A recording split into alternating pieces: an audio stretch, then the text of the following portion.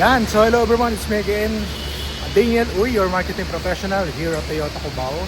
So sa likod natin is the 2026 Toyota Hiace Tourer 2.8 automatic transmission. So marami nagtatanong kung may manual transmission po ito. Yes, pero yung unang labas po. Then later on, tinanggal na nila yung manual transmission and puro automatic na yung nilalabas. Kasi unang-una sa lahat, baka hindi marunong mag-drive yung driver nyo, masunog pa yung transmission. Nasa 50 mil din po yun. So, iniingatan natin yung unit na to. Pero, mark my word na kahit automatic transmission siya, hindi siya mabibitin sa akyatan. Okay? So, ano pang ginagawa natin? Ikot na tayo sa sasakyan. Yan. So, by the way, ito nga pala yung susi niya, isang main key tsaka dalawang spare. Yan. So among the Grandia variant natin, yan, Tourer, Super Grandia, pinaka gusto ko is si Tourer. Bakit? Mataas ang bubong eh. So hindi kasi ako more on yung mga captain seat. Bakit? Ako kasi yung driver palagi. Anyway, buksan na natin yung unit. Yan, namilaw. Nakita nyo naman. Buksan na natin yung hood. So, ingatan lang natin na tumamaran. Try ko. Yan. Mamaya abante natin yung sasakyan.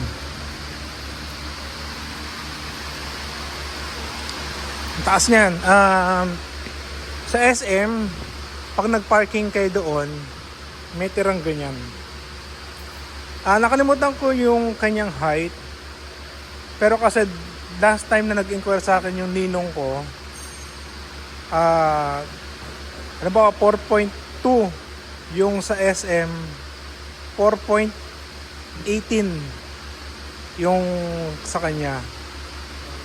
So, wala siyang front camera, pero usually yung last client ko na nabentahan ko nito from Albay, he's an engineer, pinilagyan namin ng camera 360, parang nasa around 30 plus.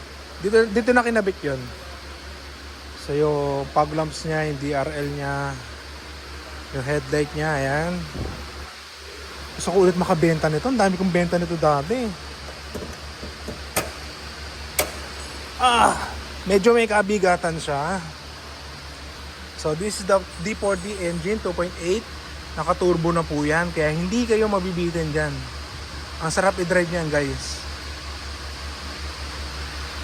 So focus na tayo sa loob. Actually yung loob naman niya, hindi siya kagaya ng mga high-end natin na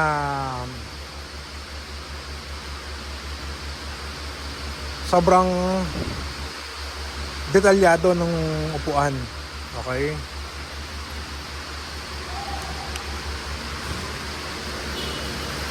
So, sa front seat muna tayo.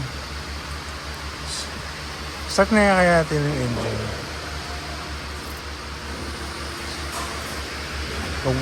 May ano lang. So, upo tayo. So, sa kagaya kong 5'6" ang height, tas 100 kilos. Comfortable naman ako dito. Pero kapag malapad na sa akin yung uupo, nako, medyo dalawang upuan yung sasakupin mo. Pero I think, multiply mo lang ako into 1.5, kasya pa rin naman siya dito. Well, depende. Kung matangkad siya, adjust na lang niya yung upuan. Total, yung dito naman sa side na to, wala naman nakaupo. Ayan. So kagaya na sabi ko, para-pareha sila ng center console. Iba-iba lang sila ng design. Ayan. So natin ilaw. Ayan. Iba-iba lang sila ng design. Ayan, pare-parehas lang sila ng ganito. Cup holder. Alam mo, napaka-importante sa akin ito. Ayoko kasi na nalulobot ako. Ito, lagay ng mga barya, bahala kayo. Yan. Cup holder. So ito, parang di masyadong mainit. Sige.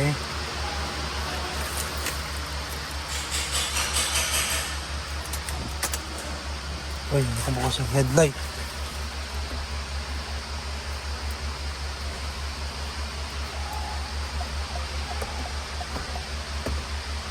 Yan. Yan. Bukas kasi yun.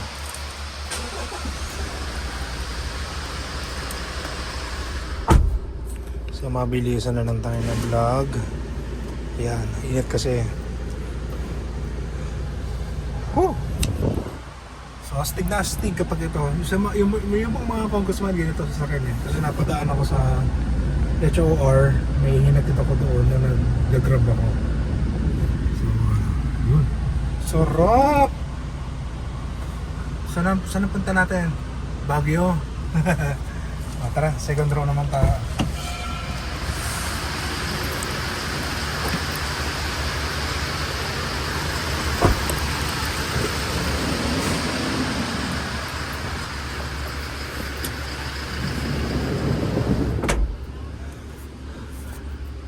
So from the back tayo.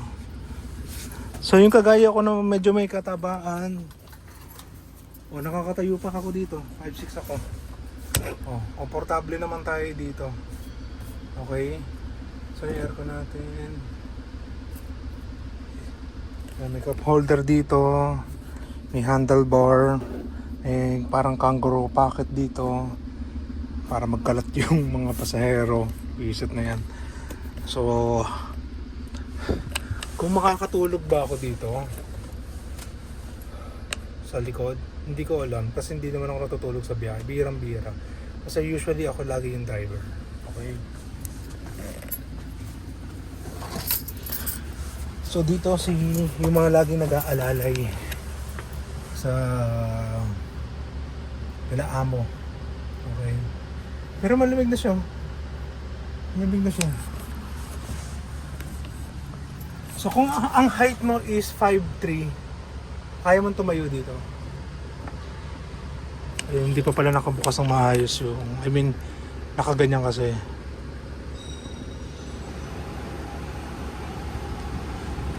Ito yung mga vent niya.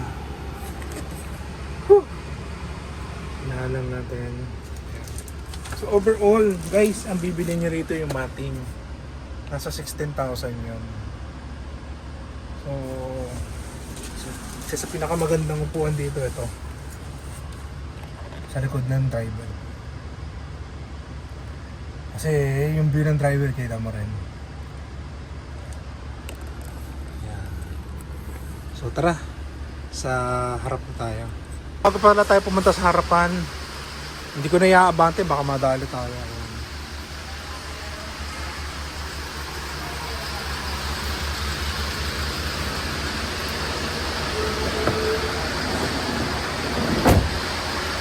Medyo may lalakasan nyo na ng konti, pero huwag nyo yung babalibag ha.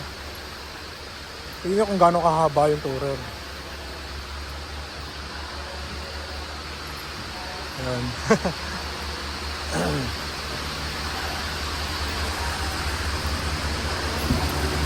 Actually, hindi siya kagaya ni Super Grandia na ang daming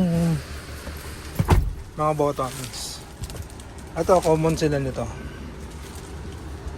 Pero the handbrake siya at wala siyang auto hold. Okay. Usually ang role ko sa isang sasakyan,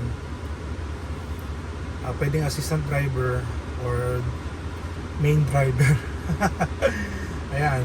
So ito po yung mga ano niya, mga features niya. Ayan. Ito yung magsiset ka ng speed. Baka mamaya nasa ano ka, Davao. So may part doon na 60, 40, 50 yung speed na pwede sa'yo kasi may mga nakaabang doon na namamaril. So baka matikitan ka, sayang naman. So if you're planning to buy brand new Toyota cars, you may contact me at 0993-909-3753. You can add me on my Facebook account, Daniel Uy. And guys, don't forget to like and subscribe my YouTube channel, Dane TV. So ano pa inaantay natin? Tawag na. Bye!